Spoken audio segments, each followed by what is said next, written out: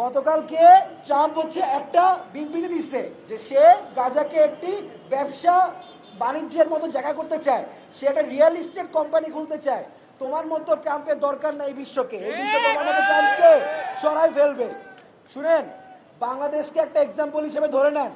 বাংলাদেশে ফ্যাসিবাদ ছিল 15 বছর, ছাত্র জনতা লাথি খেয়ে ফ্যাসিবাদ পালাইছে। ট্রাম্পেরও পালাতে সময় লাগবে না। যুক্তরাষ্ট্রের মানুষ এখনই অলরেডি বিক্ষোভ শুরু করে দিয়েছে গত 2 দিন আগে থেকে ট্রাম্পের এসব হট্টকারিতা উদ্ভট কর্মকাণ্ডের জন্য। ট্রাম্প শুধুমাত্র চায় তার ক্ষমতা, এবং ট্রাম্প চায় যে সারা বিশ্বে যেন ইহুদিদের ক্ষমতায় চলে আসে। কিন্তু আমরা মুসলমানেরা সবসময় দেশ এবং জনগণের জন্য এবং বিশ্বের মানুষের জন্য ইনশাল্লাহ কাজ করে যাব। আমাদের মুসলিম ভাই বোনদের উপরে যদি কেউ হামলা করে, কেউ যদি হত্যা চালায় যায়, আমরা সেটার অবশ্যই প্রতিবাদ এবং আন্দোলন করব হিউম্যানিটির জন্য, ইসলামের জন্য। আপনারা দেখবেন যে মুসলিম অনেকগুলো নেশন আছে মিডল ইস্ট, তারা কোনো প্রতিবাদ জানাচ্ছে না। এটা কেন? এই প্রশ্ন থেকে যায়। ফিলিস্তিনের প্রত্যেকটা শিশু, প্রত্যেকটা মানুষ এখন কাঁদছে, আমরা এখানে হাসছি। আমরা সবাই কেউ তাতে নিয়ে চিন্তা করছি না। আমরা প্রত্যেকটা মানুষ এখানে ব্যর্থ। কেন ব্যর্থ? আমরা কি করতেছি? আমরা খালি প্রতিবাদ জানাবো এটাই শেষ? আমরা খালি এসে দাঁড়াবো এটাই শেষ? অবশ্যই না, আমরা লড়াই করব। আপনারা জানেন কি জানি না, ট্রাম্প, অনেকে বলেছিল ট্রাম্প আসলে নাকি ফিলিস্তিনে শান্তি আসবে। কোথায় শান্তি? অশান্তির ওপর অশান্তি। ট্রাম্প নিজে বলেছে অল হেল উইল লুজ। এখন পর্যন্ত 50,000-এর বেশি নিরীহ মানুষ হত্যা করেছে, যার মধ্যে বেশিরভাগই শিশু এবং নারী।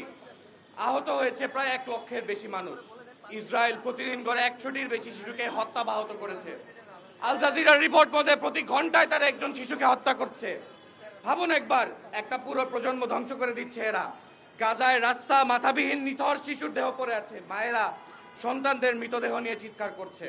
সেখানকার হাসপাতাল, স্কুল, মসজিদ, রিফিউজি ক্যাম্প কিছুই নিরাপদ না। ধ্বংসস্তূপের মাঝে সেখানের মানুষ একটু আশ্রয় নিচ্ছে, সেখানে বোম ফেলা হচ্ছে। এই অবৈধ হত্যাযজ্ঞের মূল স্পন্সরকে আমেরিকা। ট্রাম্প বলেছে ফিনিশ দ্য জব, গাজা ধ্বংস করো। বাইডেন বলেছে Israel is the best investment America has ever made. Former secretary Alexander বলেছে Israel is America's largest aircraft carrier in the Middle East. White House বলেছে we will stand with Israel no matter what. এইসব কথাই প্রমাণ করে Israel আসলে একটি American project. এটা একটা colonial military outpost in the Middle east, যা তৈরি করা হয়েছে মুসলিম অঞ্চলগুলোকে ডিস্টেবিলাইজ করার জন্য এবং আমেরিকার আধিপত্যকে টিকিয়ে রাখার জন্য। আমাদের মুক্তির পথ কি তাইলে ভাইরা? উম্মার ঐক্য। আমরা যদি এক উম্মা ধরে রাখতে না পারি, আমাদের শক্তি কোনোদিনও ফিরে আসবে না। 58টা মুসলমান দেশ, 70 লাখ আর্মি, হাজার হাজার ফাইটার জেট, হাজার হাজার জাহাজ, এত কিছু দিয়ে কি হইলো? আমাদের কিচ্ছু হইলো না, কারণ আমাদের বর্ডারকে ভাগ করে দিছে এই কলোনিয়াল পাওয়ারগুলা। আমাদের মুসলমানদের রক্তের উপর দিয়ে দাগ কেটে মানচিত্র ভাগ করে দিছে। এই মানচিত্র এক না হইলে ফিলিস্তিন স্বাধীন হবে না।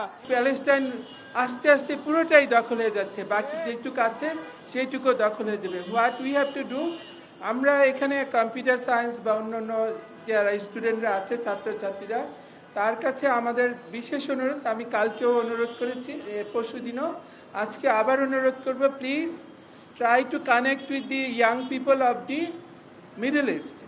তাদেরকে অ্যাক্টিভেট করলেই সমস্যার সমাধান হবে। তারা যতক্ষণ না মিডল ইস্টে ডেমোক্রেসি না আনবে, ততক্ষণ প্যালেস্তাইনিদের স্বাধীনতা আশা করতে পারি না আমরা। কারণ তারা যেদিন প্যালেস্তাইনে মানে মিডল ইস্টের সব মুসলিম কান্ট্রিগুলিতে ডেমোক্রেসি আসবে, মানুষ প্রশ্ন করতে পারবে যে কেন প্যালেস্তাইনের স্বাধীনতা নাই।